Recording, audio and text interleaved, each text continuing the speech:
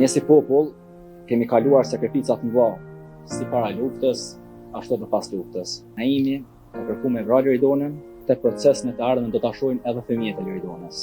Ata do të rriten me mallin për nënën e tyre, e njëjtën kohë do të kërkojnë drejtësi për të. Është e dëmshme se si ata përjetuan vrasjen e nënës së tyre. Krimi që është bërë duhet të dënohet fuqishëm, që fëmijët e Loridonës dhe ne si familje të jemi sadopak të lehtësuar nga dhimbjet që kemi përjetuar. Kështu besoj ju jepet mundësia sa më shpejt të na bashkohen edhe fëmijët e Loridonës. Atëherë, i nderuar trup gjykues, të nderuara media që jeni prezent dhe që keni qenë vazhdimisht me ne. Po bën gati 3 vite që nga vrasja e Loridonës.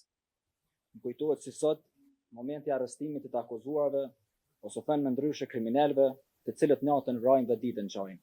Nuk ishte e lehtë kjo periudhë kohore. Vazhdo të rinj. Gati 3 vjeçare. Po. Dhe kemi zgjedhur besimin në vend të zhgënjimit. Kemi treguar kulturë dhe kemi heshtur në shumë momente që ndoshta nuk ishte dashur të heshtin. I nderuar trup gjykues. Në këtë ditë kur flasim të gjithë ne që kemi përcjellur këtë proces, dhe gjithë shqiptarët kudo që janë, një gjë e kanë të qartë. Se Naimi e ka organizuar këtë vrasje, se bashku me kushtrimin, duke zgjedhur Granitin si vrasës. Ne kemi parë dhe dëgjuar shumë gjëra këto. Kemi qenë prezent të gjithë, kur në së paku 22 videokamera janë kapur Naimi, Graniti dhe kushtrimi. Ne kemi parë edhe përputhshmërinë e deklaratave të tyre, të cilat lidhen ngushtë me njëra tjetrën. Nuk dua të citoj të gjitha, por disa nga ato po besoj duhen këtij procesi. Në deklaratat e dhëna, kushtrimi thotë: Naimi më ka thënë 1 vit para që ta vras Loridonën. Kushtrimi thotë: kam qenë në Prishtinë me Granitin dhe jemi takuar me Naimin. Kushtrimi thotë: kur jemi takuar me Naimin e Granitin, Naimi thot Granitit ti po kryshe punë. Kushtrimi thot, Naimi ma ka kërku numrin e Granitit. Sido që tjetë, një gjë është e qartë. Këtë numër të Granitit, Naimi e ka marrë nga kushtrimi.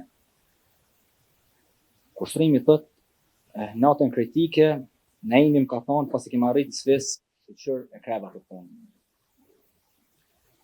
Kushtrimi thot, pasi Naimi e ka pa policin, duke arë në ditën e vorrimit, më ka pyet për revole, allti. Ndërsa Graniti deklaron kështu: asnjëherë nuk e kam njoft Naimin. Vetëm përmes kushtrimit jemi njoftuar së bashku. Naimi ka kërkuar me vrarë Loridonën. Graniti thot, Naimi mi ka ofruar 30.000 euro për ekzekutim. Graniti thot, sa jemi takuar me Naimin, kushtrimi ka qenë prezent. Graniti thot, kushtrimin e kam shok ngushtë. Naimi thot, ka kërkuar që Loridona mu vrojë gjithsesi. Graniti thot, Naimi ka qenë në detyr në momentin e vrasjes dhe më ka thënë gjuj. Graniti thot, Naimi më ka jep instruksione se si duhet të shkoj plani i vrasjes. Dhe thot, se nëse e kapin policia, unë të nxjerr nga burgu sepse kam njofsi. Ndërsa Naimi deklaron kështu: kam qenë keq mentalisht kur Loridona ka kuptuar tradhtin që unë ja kam bërë. Naimi thot, Granitin nuk e njoh, kushtrimin më ka njoftuar me to. Naimi thot, me kushtrimin kam qenë gjatë gjithë kohës, sepse mi ka ditë hallat e mia. I thot dëshmitarit Valon Luka, pas vrasjes, prokurorja më ka bërë pyetje sikur me pa vrarë Loridonën. Në ekzaminimin e telefonit Granitit, shihen mesazhet dhe thirrën me Naimin. Ajo që bie në sy është mesazhi: shoki, a kryet nesër, atë kallzoj kuqa. Pra, kuqa është kushtrimi. Shkurtesa e kushtrimit është emri kuq. Gjithë e thirrin kështu. I nderuar trup gjykues. Ne si popull kemi kaluar sakrificat mëdha, si para luftës, ashtu edhe pas luftës. Por në ka vazhduar një tragjedi dhe ajo është lufta me gruan, që nga viti 2010 deri në vitin 2026 janë vrarë 59 gra. Pra për 16 vite janë vrarë 59 gra. Gjitha këto familje që janë prekur nga kjo dukuri, e së fundmi edhe ne, asnjëra nga këto nuk kemi kërkuar ngjalljen e personave vrarë, por kemi kërkuar drejtësi atë për cilën edhe na takon.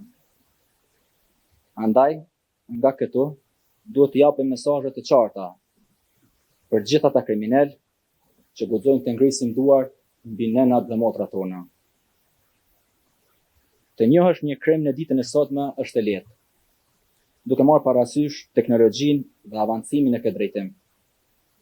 Duke e ditur se një kriminal kërkon nga një daj dhe nip dhe mbi gjitha kriminal, sepse po të mos ishte ashtu, nuk mund t'i thuash ta vras gruan.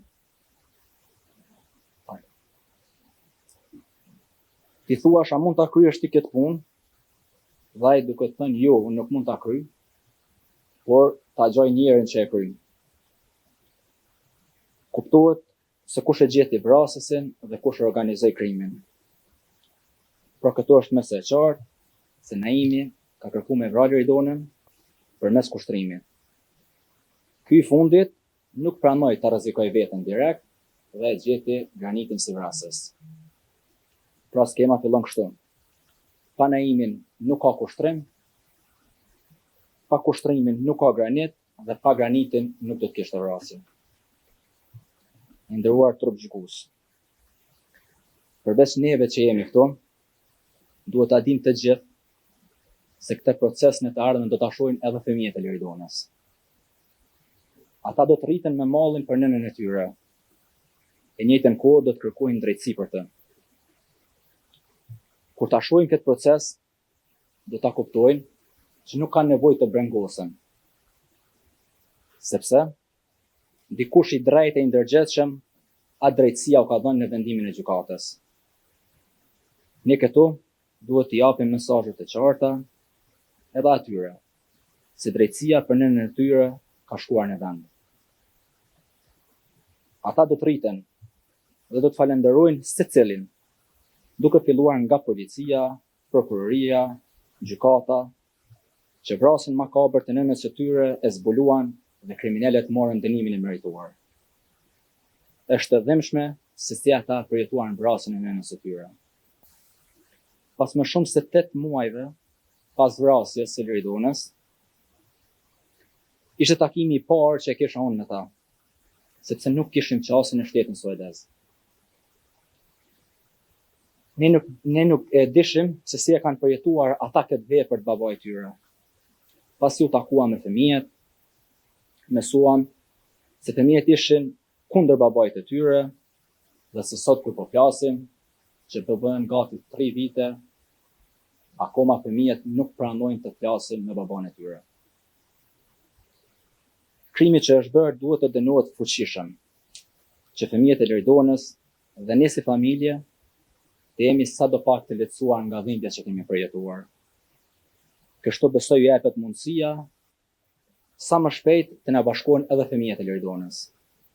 Andaj, nderuar trup gjykues, ditën e vrasjes së Liridonës, me të iku edhe gjysma e shpirtit dhe jetës sonë. Na ka mbetur edhe një gjysmë jetë, të cilën e keni në duar ju të vendosni, sa duhet të jetojmë me frikë apo duhet të ndihem të sigurt në vendin tonë. Andaj, kërkojmë që dënimi të jetë me burgim të përjetshëm. Çdo dënim tjetër e cenon, e denigron Liridonën, vendin, shoqërinë dhe bedijen e popullit tonë për këtë krim makabër. Vetëm vuajtja e dënimit të tyre lehtëson sadopak dhimbjen e familjes sonë dhe krijon siguri për vendin tonë për atë se çfarë i pret vrasës të tillë.